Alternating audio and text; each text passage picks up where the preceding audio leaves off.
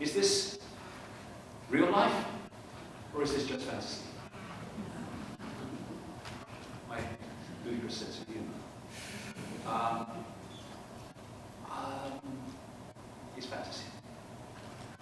It's all an illusion. And in this first section, I'm going to go through the nature of reality as it is compared with how we are told it is, and how this world is based upon it is. And it is crucial. Anyone that misses this first 2 hours may well as not come for the rest. They'll get some stuff, they'll get lots of stuff really, but they won't see the web, they won't see the tapestry, they won't see the picture. Because what I'm going to talk about in section 2 and 3, 4 are all related to the nature of reality as it is and not as we are told it is. If reality is as we're told it is, what I'm going to say in section 2 particularly is not possible. But because it's not like we're told it is, it's amazingly logical when it's played through. So this first 2 hours is crucial to explaining how the world's manipulated, who by, what's behind it, to what end, and how. Illusion comes from illusio, ludere, to play, to mock. And in so many ways we are played with and mocked by this illusion we think is real. It is real. Consider that you can see less than 1% of the electromagnetic spectrum and hear less than 1% of the acoustic spectrum. As you read this, you are travelling at 220 kilometers a second across the galaxy. 90% of the cells in your body carry your own microbial DNA and are not you.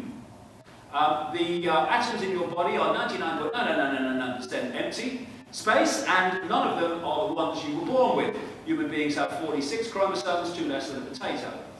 The existence of the rainbow depends on the conical photoreceptors in your eyes. To animals without cones, the rainbow does not exist.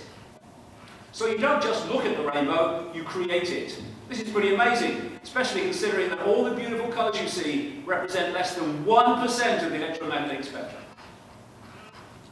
And we think we're seeing everything. And because of the foundation of understanding reality, as I'm going to go through it now, is so fundamentally flawed in this society, because it's based on the world being solid when it's not, on being physically real when it's not, on us being our name, income, bracket, and body when we're not. It's an experience. Because of that basic foundation flaw, we come to this. Bollocks begets bollocks. From the original bollocks, all other bollocks comes. You see, if you've got a plate of glass and you smash it in the centre, it cracks all over the freaking place. From the original blow, the original bollocks, the bollocks kind of goes walkabout in all directions. And because the foundation of our society is based on a state of reality that is not real, a state of reality that actually doesn't exist except in our minds, it means that those flaws infiltrate every area of society. It dictates political decisions. It dictates the way medicine is practiced, how they see the body and therefore how they think they should be treated.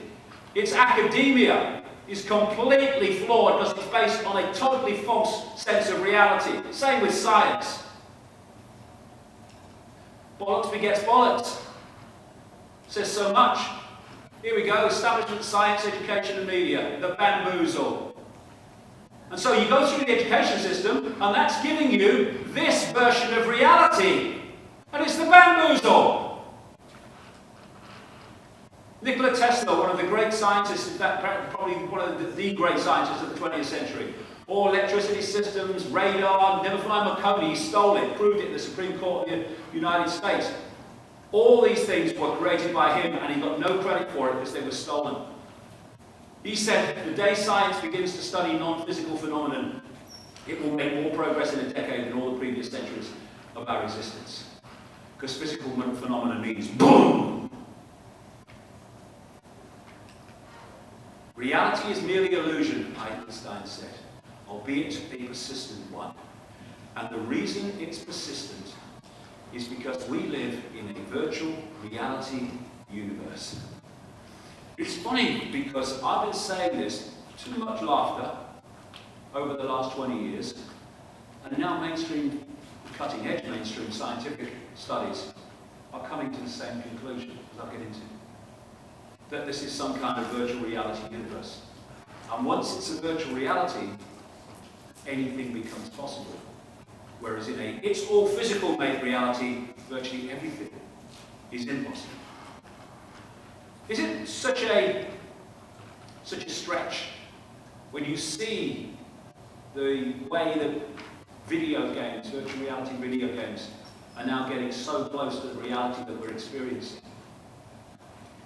This is not the greatest screen ever, but it's amazingly clear when you see it on a screen that picks it all up. The way they're getting people in virtual reality to look closer and closer like the real self. And this is today, in this reality, with all its limitations, that they're creating these things.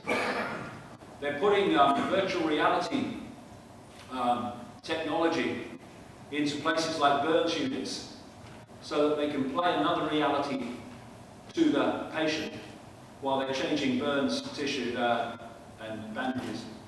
And they don't feel the pain the same because there are other realities being decoded by the brain as well as the one they don't want. And you go into these really sophisticated virtual reality situations like this one's with NASA, I think. And what are they doing? They're just hacking into the five senses, like a computer hack.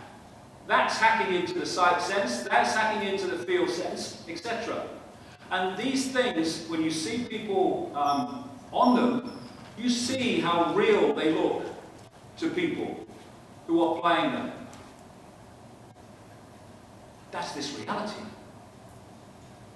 In fact, we live in an interactive, wireless cosmos.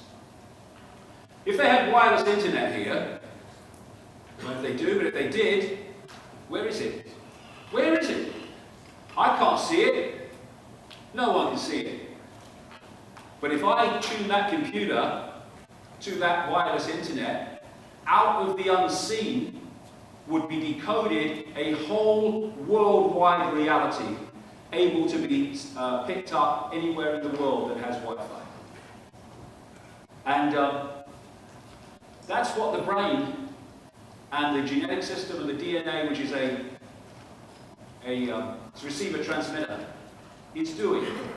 It is reading information fields and turning them into reality the way that turns information fields in electrical circuits and digital codes into people, scenes, videos, all of it. This is an estimation of what Wi-Fi looks like on the unseen levels. And although that Wi-Fi is infiltrating this massively now, we live in a sea of energy. There's no empty space between me and you, and me and that wall, and me and that screen. It's just energy that's on a different frequency to our sight senses, so we don't see it, but we feel it. Oh, I feel bad vibes about that person. I know he seems very nice and he smiles a lot and he seems very charming. I get bad vibes. Why? You're seeing the self within a narrow band of frequencies, but you're feeling the energy they're giving off. So, what this virtual reality is equivalent to a cosmic internet. An information source that we decode into a reality.